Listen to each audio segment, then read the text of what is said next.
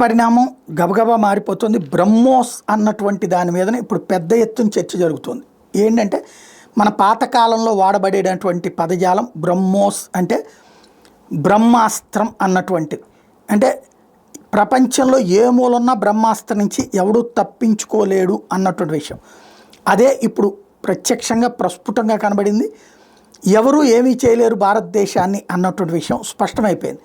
ఇప్పుడు కావాల్సిందల్లా ఏంటయ్యా అంటే ఈ బ్రహ్మోస్ అన్నటువంటి దాన్ని పెద్ద ఎత్తున డిమాండ్ పెరుగుతుంది. ఇంతకుముందే వియత్నాం, ఫిలిప్పైన్స్ లాంటి దేశాలకి మనం బేరం పెట్టాం, వాళ్ళు కొంటామన్నారు, కొన్ని ఆర్డర్ ఇచ్చారు, కొన్ని ఆగిపోయినాయి. ఇప్పుడు విపరీతమైన బ్రహ్మోస్కి డిమాండ్ పెరుగుతుంది.